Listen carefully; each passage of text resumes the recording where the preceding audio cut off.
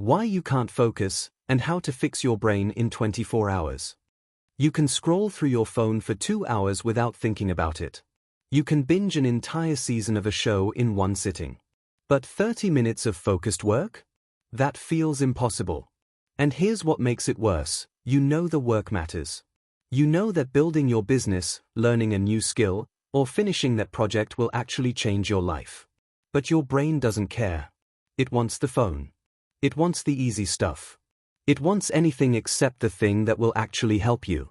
This isn't about discipline. This isn't about willpower. This is about your brain's reward system, and right now, it's working against you. If you're between 25 and 40, working a real job, trying to build something on the side, and you feel like your attention span is completely broken, this is for you. If you're tired of feeling like a dopamine addict who can't sit still for 10 minutes, this is for you. If you've tried every productivity hack and nothing sticks because the problem isn't your system, it's your brain chemistry, this is for you. This is not for people who want to hear that scrolling is fine and you just need to accept yourself. This is not for people who think motivation will magically appear. This is for people who want to understand what's actually happening in their brain and fix it. Here's what you're going to learn. You're going to understand why your brain prioritizes the wrong things. You're going to learn the exact mechanism that makes hard work feel impossible and easy distractions feel irresistible. You're going to get a framework you can use today to reset your brain's reward system. And later, I'm going to give you the 2-minute version you can start with right now if you're busy. One more thing. You don't need to pause this or take notes. There's a toolkit in the description with all the tools and a 7-day checklist. You can use it later. Just listen now.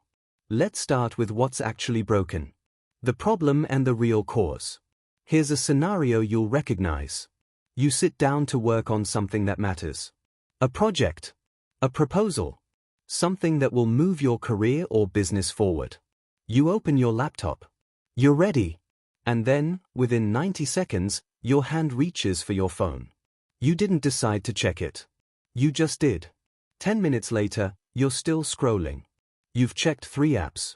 You've watched 2 videos you'll forget in an hour. And you haven't written a single word.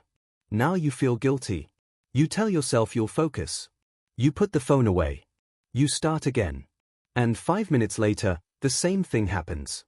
The standard advice says you lack discipline. That you need more willpower. That you should just try harder. That advice is wrong. The problem isn't you.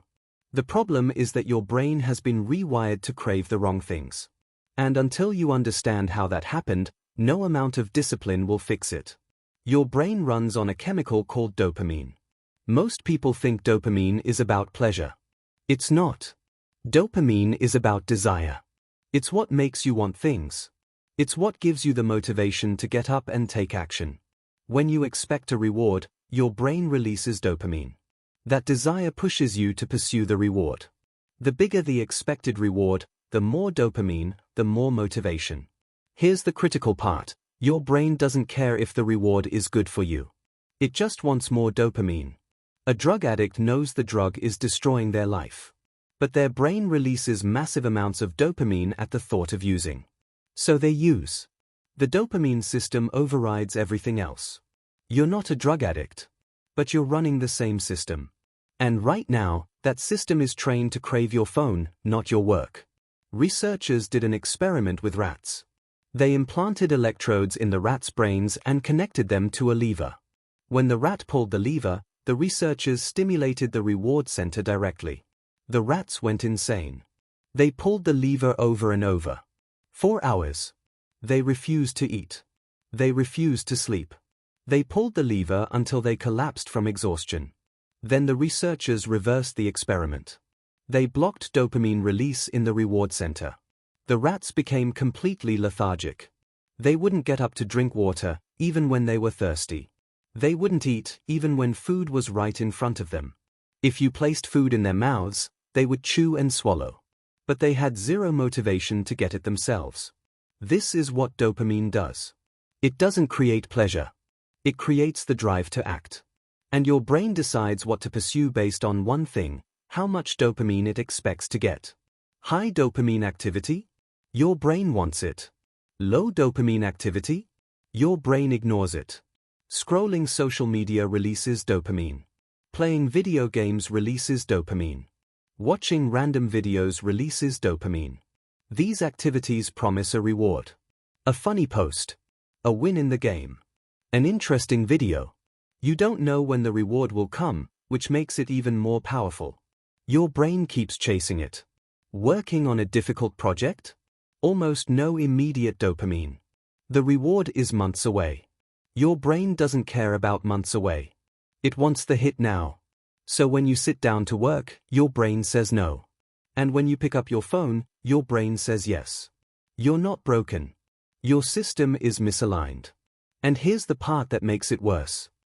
The framework. Your body runs on a principle called homeostasis. It means your body wants to keep everything balanced. When something shifts, your body adapts. If it's cold outside, your body temperature drops. You start shivering to generate heat. If it's hot outside, your body temperature rises. You start sweating to cool down. Your body is trying to maintain around 37 degrees Celsius, no matter what. This same principle applies to dopamine. When your brain gets flooded with high levels of dopamine regularly, it adapts. It downregulates your dopamine receptors. Essentially, your brain gets used to the high levels, and those levels become your new normal. This is called dopamine tolerance. And when you have dopamine tolerance, normal activities stop being interesting. They don't release enough dopamine to matter. They feel boring, pointless, not worth the effort. This is why people prefer video games over working on their business. This is why scrolling feels better than reading. This is why your phone is more appealing than the gym. The high dopamine activities have reset your baseline. Everything else feels like nothing. When drug addicts try to quit, they struggle to adjust to normal life. Their dopamine tolerance is so high that normal activities can't compete. They're like the rats with blocked dopamine. No motivation. No drive. Nothing feels worth doing. You're not shooting heroin. But if you're scrolling social media for 2 hours a day, playing video games every night, or watching endless videos, you're flooding your brain with dopamine. And your tolerance is climbing. The solution is simple. You need to reset your dopamine baseline. You need to lower your tolerance so that normal, productive activities start feeling rewarding again. The framework is called the dopamine reset system. It has 3 parts. Part 1, Detox. You remove high dopamine stimulation for a set period to let your receptors recover. Part 2, Reframe. You strategically reintroduce high dopamine activities as rewards for completing low dopamine work. This rewires your brain to associate dopamine with productive behavior. Part 3, Regulate. You build a sustainable system where you control your dopamine, instead of it controlling you. If you're driving or working out, just listen. The toolkit has the full steps. Let's break down each part. Chapter 1, Detox Tools. Tool 1, the 24-hour hard reset. Here's what it is. You pick one day. During that day, you avoid every high dopamine activity you can identify. No phone. No internet. No social media. No video games. No junk food. No TV. No music. No easy entertainment of any kind. You're not allowed to have fun. That's the point. You're allowed to do the following. Go for a walk, sit with your thoughts, meditate, reflect on your life and goals, and write ideas down on physical paper. That's it. This sounds extreme. It is extreme. But if you want to reset your dopamine baseline fast, you need to starve your brain of stimulation. When to use it? When you notice you can't focus on anything for more than 5 minutes. When easy distractions feel more appealing than important work. When you've tried other methods and nothing is working. Here's an example. You wake up on Saturday. No phone. You don't check it. You get up, make breakfast without any screens, and sit in silence. You feel the urge to grab your phone. You don't. You go for a walk instead. No music. Just you and your thoughts. It feels boring. That's the point. You come home. You sit and do nothing. You feel restless. You want stimulation. You don't give it to yourself. You write down some thoughts. You notice ideas start coming. By the afternoon, you're bored out of your mind. You want to do something productive just to feel less bored. By the evening, the idea of reading a book or working on a project doesn't sound terrible anymore. It sounds better than sitting in silence. That's the reset working. Here's a 7-day mini experiment. Pick one day this week. Commit to the 24-hour hard reset. Schedule it. Protect it. On that day, remove all high dopamine sources. Track how you feel. Track what happens the next day when you return to normal activities. Notice if boring tasks feel more tolerable. Common failure mode. You get 4 hours in and you break. You check your phone. You watch something. You give up. The fix: lower the stakes. If 24 hours feels impossible, start with 12 hours. If 12 feels impossible, start with 6. The point isn't perfection. The point is exposing your brain to boredom long enough that it starts craving something, anything else. Even if that something is productive work. Tool 2, the weekly single detox. Here's what it is. You pick one high dopamine behavior. Social media. Video games. YouTube. Whatever your biggest distraction is. Then you pick one day per week where you completely avoid that behavior. Just that one thing.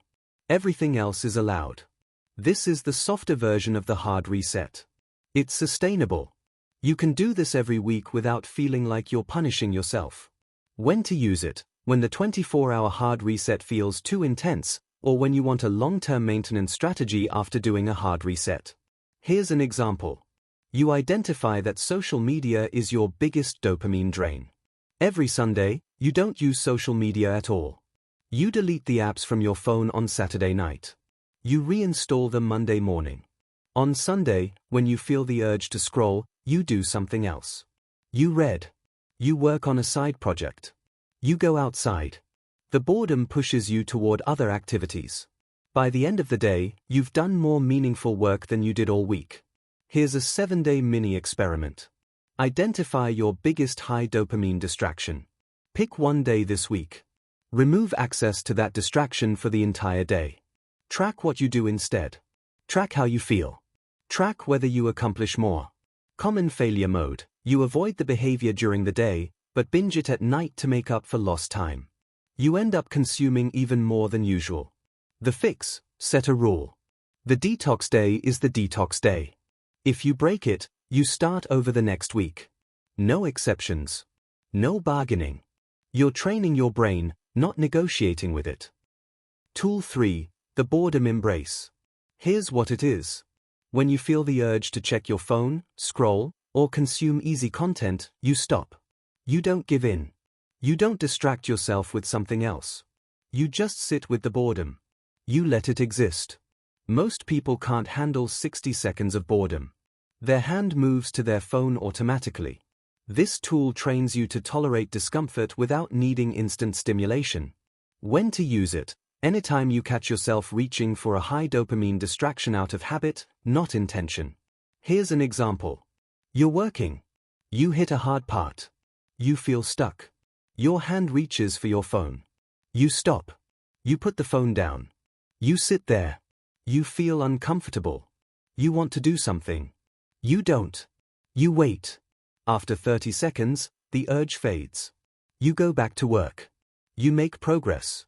The boredom wasn't dangerous. It was just uncomfortable. And you survived it. Here's a 7-day mini experiment. Every time you feel the urge to check your phone or consume content, pause for 60 seconds. Don't do anything. Just wait. Count to 60. Then decide if you still want to do it. Track how often the urge disappears after 60 seconds. Common failure mode. You pause for 5 seconds, tell yourself it's fine, and check your phone anyway. You're not actually sitting with the boredom. You're just delaying gratification by 5 seconds. The fix: set a timer. Commit to the full 60 seconds. No cheating. If you break before the timer ends, restart it. Make it a rule. If this is useful, subscribe, like, and turn on the notification bell. It helps more people find these audiobooks. Tool 4, the Stimulation Audit. Here's what it is. You track every high dopamine behavior you do for 3 days. Every time you check your phone, scroll social media, watch a video, play a game, eat junk food, or consume easy content, you write it down. You note the time and how long you did it. Most people have no idea how much dopamine they are consuming.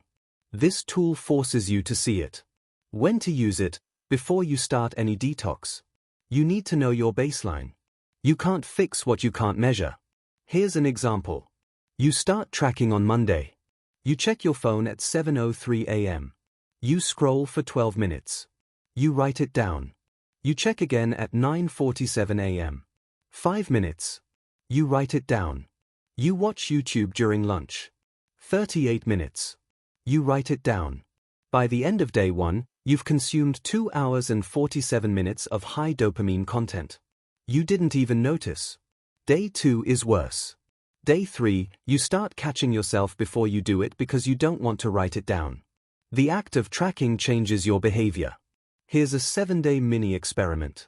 Track every high dopamine behavior for 3 days. Use a notebook. Write down the activity, the time, and the duration. At the end of 3 days, add it up. Look at the total. Decide if that's how you want to spend your time. Common failure mode, you forget to track.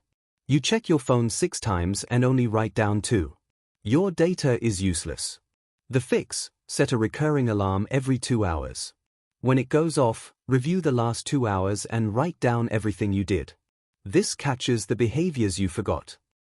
Let's recap. Your brain runs on dopamine. Dopamine drives motivation. High dopamine activities train your brain to ignore low dopamine activities. When you flood your brain with easy dopamine, you build tolerance. When you build tolerance, normal productive work feels boring and unrewarding. You're not lazy. You're not broken. Your dopamine system is misaligned. The dopamine reset system has 3 parts. Detox, reframe, regulate. So far, you've learned 4 detox tools. The 24-hour hard reset. The weekly single detox. The boredom embrace. The stimulation audit. If you only do one thing, do the stimulation audit. Track your high dopamine behaviors for 3 days. Most people are shocked when they see the number. That awareness alone will change how you behave. Quick recap, and remember, the toolkit is there so you can revisit this without rewinding. Now let's move into the second part of the framework, reframe. Chapter 2, Reframe Tools. Tool 5, the reward ratio. Here's what it is. You use your high dopamine activities as rewards for completing low dopamine work. You set a ratio. For every hour of difficult work, you earn a set amount of high dopamine time. This flips the script. Instead of dopamine preventing you from working, dopamine becomes the reason you work. When to use it? After you've done at least one detox cycle and your baseline has started to reset. If you try this while your tolerance is still high, the work will feel too hard and you'll quit. Here's an example. You set a 4-to-1 ratio. For every 4 hours of focused work, you earn 1 hour of high dopamine activity. You work for 4 hours. No distractions. No phone. Just work. At the end, you allow yourself 1 hour of social media, video games, or whatever you enjoy. You enjoy it more because you earned it. And tomorrow, you're more motivated to work because you know the reward is coming. Here's a 7-day mini experiment. Pick a ratio. Start conservative. Try 2-to-1. 2 hours of work, 30 minutes of reward. Track your work hours. Track your reward hours. At the end of the week, evaluate. Did you work more? Did the rewards feel more satisfying? Adjust the ratio as needed. Common failure mode. You reward yourself before you finish the work. You tell yourself you'll work later. You don't. You just consumed the dopamine without earning it, and now you have even less motivation. The fix: the reward comes after, not before. Set a timer. When you hit your work goal, start the reward timer. If you didn't hit the goal, no reward. No exceptions. Tool 6, the dopamine stack. Here's what it is. You pair a low dopamine activity with a mild high dopamine activity to make it more tolerable while you're rebuilding your baseline. For example, you listen to music while you work. You drink coffee while you read. You go to a cafe while you write. The mild dopamine boost makes the low dopamine work slightly more appealing. This is a bridge strategy. You're not trying to do this forever. You're using it to ease back into difficult work while your brain is still adjusting. When to use it? When you've done a detox and you're trying to rebuild the habit of doing difficult work, but it still feels too hard. Here's an example. You want to read more, but reading feels boring. You go to a coffee shop. You order a drink you enjoy. You sit down with your book. The environment is mildly stimulating. The coffee tastes good. The reading feels slightly less boring. You read for 30 minutes instead of 5. Over time, reading becomes easier. You start needing the coffee less. Eventually, you can read at home without any extra dopamine. Here's a 7-day mini experiment. Pick one low dopamine activity you've been avoiding. Pair it with a mild dopamine boost. Music. Coffee. A specific location. A specific time of day. Do this every day for 7 days. Track whether the pairing makes the activity more tolerable. Track whether you need the pairing less over time. Common failure mode. The dopamine boost becomes the focus. You go to the cafe, drink coffee, and scroll your phone instead of reading. The pairing didn't help. It just gave you an excuse to consume more dopamine. The fix: set a clear rule. The dopamine boost is only allowed while you're doing the work. If you stop working, the boost stops. No coffee while scrolling. No music while watching videos. Work first, boost second. Tool 7. The Constraint Timer. Here's what it is. You set a timer for a short period. 5 minutes. 10 minutes. 15 minutes. During that time, you do the difficult work. When the timer ends, you stop. The constraint makes the work feel less overwhelming. You're not committing to an hour. You're committing to 5 minutes. Your brain can handle 5 minutes. When to use it? When starting a difficult task feels impossible. When your brain is screaming at you to do anything else. Here's an example. You need to work on a proposal. You've been avoiding it for days.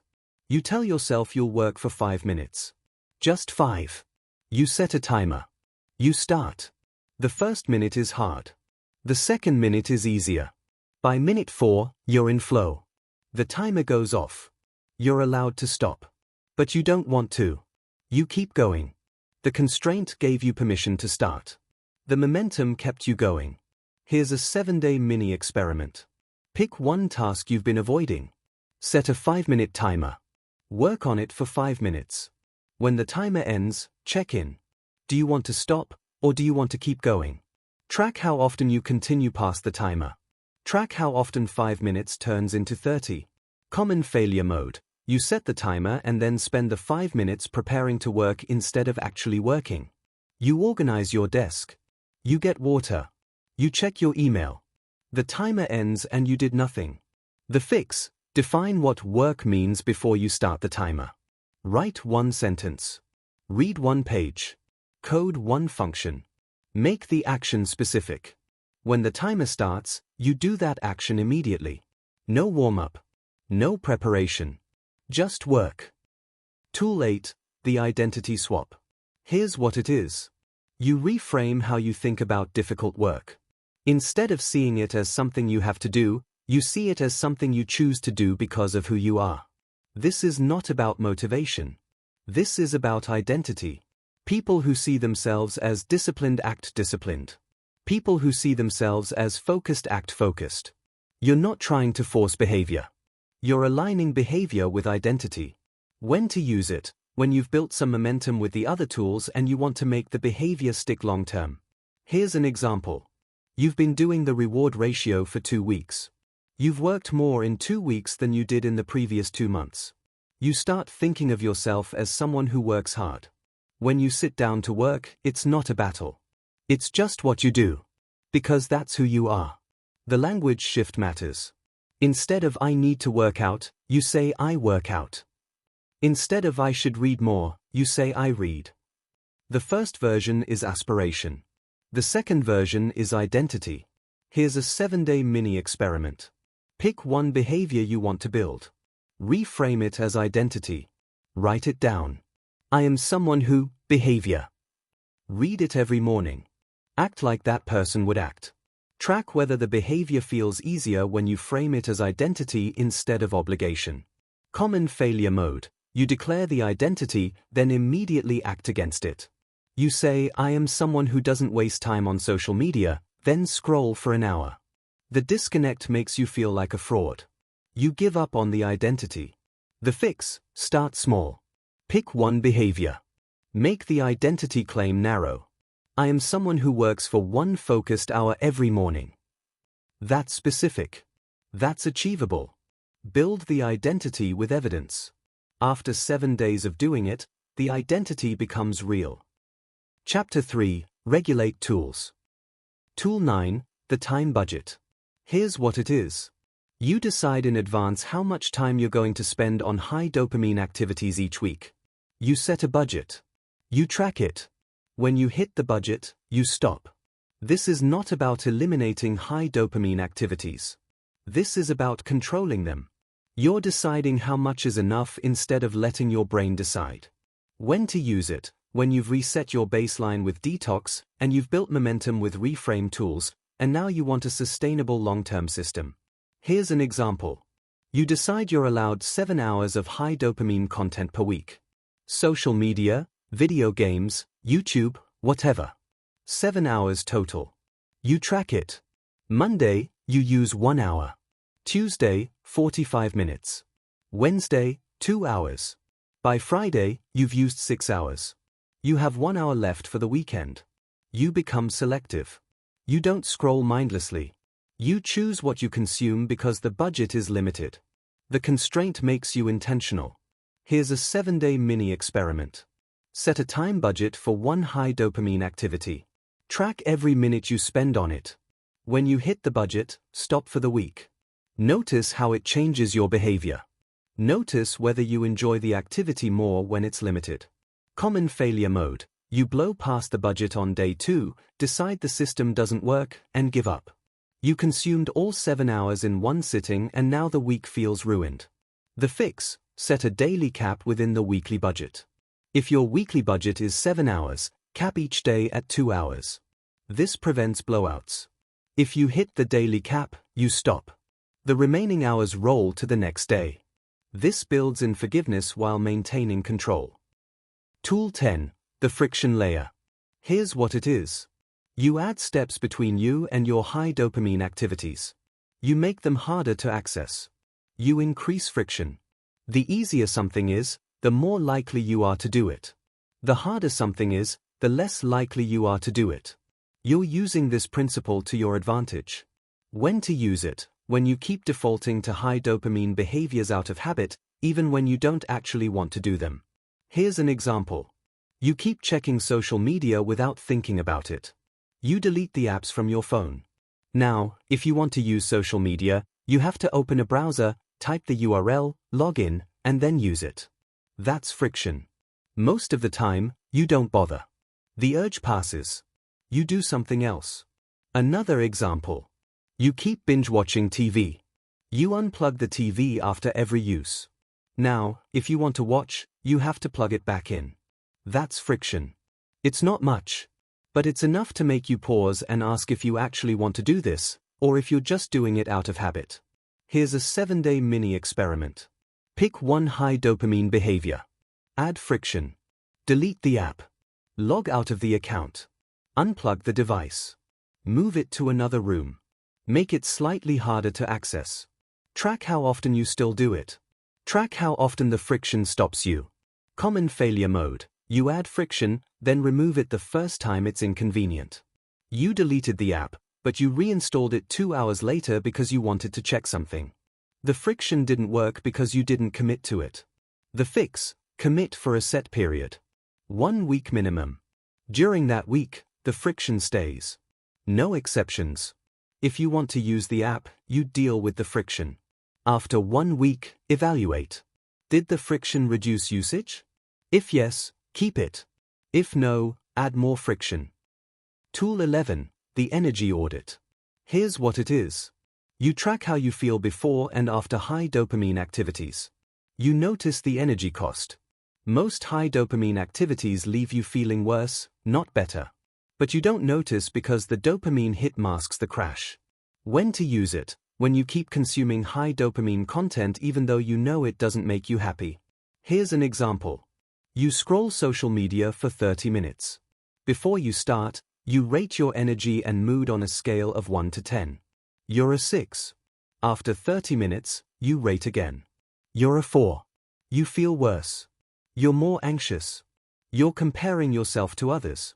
You're less motivated to work. The activity drained you. But if you hadn't tracked it, you wouldn't have noticed.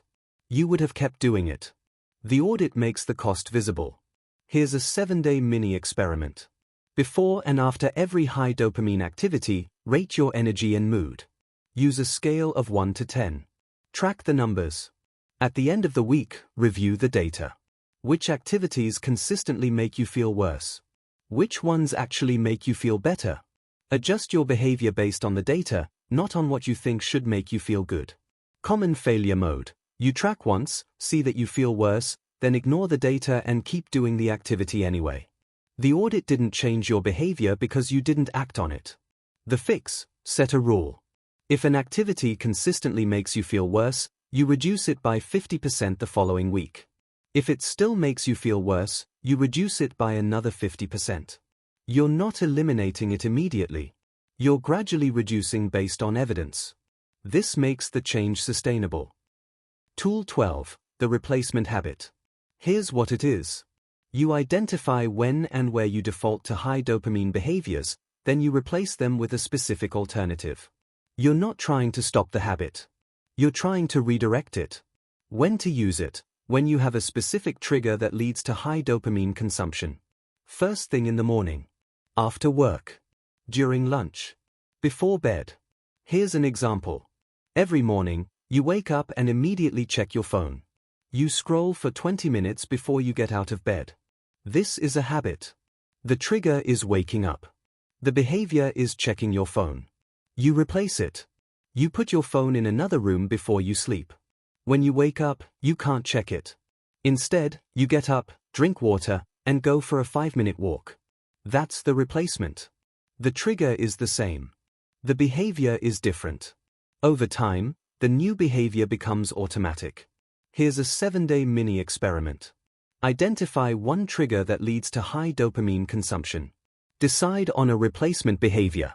Make the replacement easy. Make it specific. When the trigger happens, do the replacement instead. Track how often you successfully replace the behavior. Track how it feels. Common failure mode. The replacement behavior is too hard or too vague. You say you'll do something productive instead of scrolling. That's not specific enough. When the trigger happens, you don't know what to do, so you default back to scrolling. The fix: make the replacement behavior ridiculously specific and easy. Not do something productive. Instead, walk to the kitchen and drink a glass of water. That's clear. That's easy. You can do that without thinking. After 1 week, if the replacement is working, you can make it more ambitious. But start simple. The 7-day Rewire Plan and Checklist. Now you have the full framework. 12 tools across 3 phases. Detox. Reframe. Regulate. Here's how to use them in 7 days. This is exactly what the toolkit is for. So keep listening now, then use the checklist later when you're at your desk. Day 1. Audit your baseline. Use Tool 4. Track every high dopamine behavior today. Write down the time and duration. By the end of the day, add up the total. This is your starting point. Time required: 5 minutes of tracking per behavior. Day 2. Add friction to your biggest distraction. Use Tool 10. Identify your highest dopamine behavior from day 1. Add friction. Delete the app. Log out. Unplug the device. Make it harder to access. Time required: 5 minutes to set up friction. Day 3. Practice the boredom embrace. Use Tool 3. Every time you feel the urge to check your phone or consume content, pause for 60 seconds. Count to 60. Then decide if you still want to do it. Time required: 60 seconds per urge. Day 4. Set your reward ratio. Use Tool 5. Decide on a ratio. Start with 2 to 1. 2 hours of focused work earns 30 minutes of high dopamine activity. Track your work. Track your reward. Earn it before you take it. Time required, 2 hours of work minimum. Day 5, use the constraint timer. Use tool 7. Pick one task you've been avoiding. Set a 5-minute timer. Work on it. When the timer ends, decide if you want to continue. Most of the time, you will. Time required, 5 minutes minimum. Day 6, run an energy audit. Use tool 11. Before and after every high dopamine activity, rate your energy and mood. Use a scale of 1 to 10. Track the numbers. Notice which activities drain you. Time required, 30 seconds per check-in. Day 7, full detox day. Use tool 1 or tool 2. If you're ready, do the 24-hour hard reset. If that's too intense, do the weekly single detox. Pick your biggest distraction and avoid it completely for the entire day. Time required, the full day. That's the plan. 7 days. 7 tools. You can do this. And here's the 2-minute version. If you're busy and you can only do one thing right now, do this. Track your high dopamine behaviors for 24 hours. Write down every time you check your phone, scroll, watch videos, or play games. Write down how long you did it. At the end of 24 hours, add it up. Look at the number. Decide if that's how you want to spend your time. That's it. Awareness is the first step. Closing summary. Let's recap. Your brain runs on dopamine. Dopamine drives desire and motivation. High dopamine activities train your brain to ignore low dopamine activities. When you flood your brain with constant stimulation, you build tolerance, and productive work feels impossible. You're not broken. Your system is misaligned. The dopamine reset system gives you 3 phases to realign it. Detox removes the overstimulation. Reframe rewires your brain to associate dopamine with productive work. Regulate builds a sustainable system where you control your consumption instead of it controlling you. You have 12 tools. Use them. Here's your next step for today. Open the toolkit in the description.